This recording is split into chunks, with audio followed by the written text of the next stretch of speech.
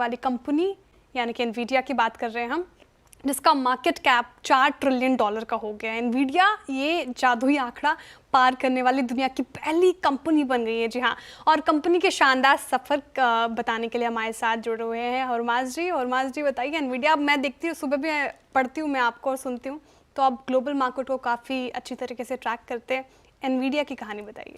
Nvidia ने कल, जैसे आपने कहा, इतिहास तो बनाया है। $4 ट्रिलियन का आंकड़ा, पहली कंपनी बनी है ये आंकड़ा पार करने के लिए। जैसे हम कहते हैं बड़ा है तो बेहतर है, तो एनवीडिया ने इस जो परिभाषा को जो है जस्टिफाई किया है।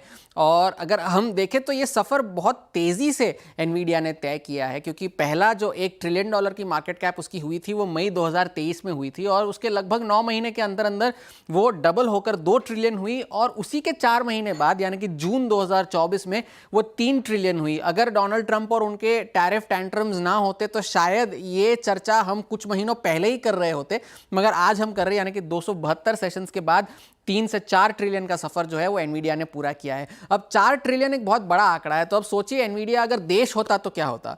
अगर एनवीडिया की जीडीपी अगर हम देखते तो अमेरिका, चीन, जर्मनी और जापान के बाद एनवीडिया दुनिया का 5वां सबसे बड़ा देश बन जाता, और भारत की अर्थव्यवस्था से उसकी जीडीपी थोड़ी सी ज़्यादा होती $4 ट्रिलियन के हिसाब से। अब डोनाल्ड ट्रंप के टैरिफ टेंट्रम्स ने किसी को नहीं छोड़ा था, तो एनवीडिया के शेयर ने भी अप्रैल के महीने में एक 52 वीक लो लगाया था। लेकिन कहानी यह है कि उसकी रिकवरी कैसी हुई है।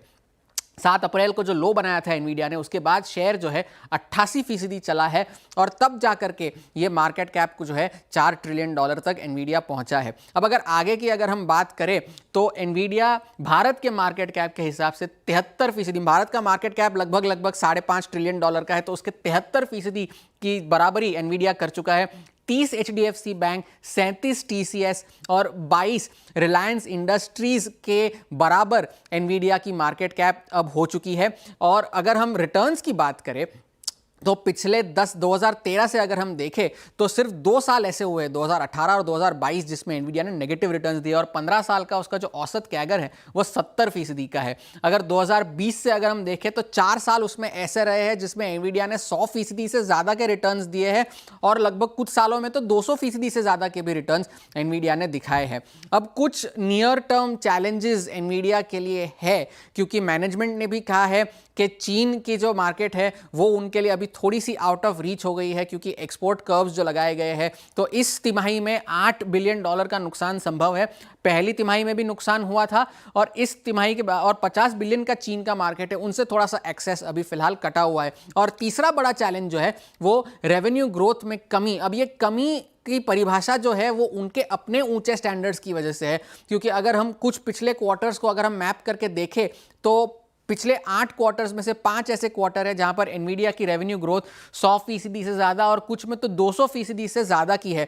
मगर इस साइज पर अगर आप 70% की रेवेन्यू ग्रोथ दे रहे हैं तो कोई भी इसे लैपअप करेगा, लेकिन एनवीडिया के स्टैंडर्ड्स ऐसे हैं कि 70% रेवेन्यू ग्रोथ पर भी बाजार ये सोच रहा है कि वो 100% वाले दिन शायद दोबारा ना आ सके। अब दुनिया तो चढ़ते सूरज को सलाम करती है, तो वॉल स्ट्रीट भी एनवीडिया को सलाम कर रहा है। 68 एनालिस्ट ऐसे हैं जो अभी भी एनवीडिया पर खरीदारी की राय को बरकरार रखे हुए हैं, और एक बिकवाली की राय अभी भी एनवीडिया के स्टॉक पर है। तो ये एनवीडिया का सफर रहा। 4 ट्रिलियन तक का तो बड़ा तेजी से हुआ है, मगर अगला ट्रिलियन जोड़ने की कवायद जारी है, 1 chip at a time. 1 chip at a time. अच्छा, एक सेल कॉल भी है, मतलब एक नेगेटिव व्यू भी है एनवीडिया पे। और खैर बहुत बहुत शुक्रिया, आपने बहुत अच्छी से, बहुत खूबसूरती से इसकी पैमाइश करी।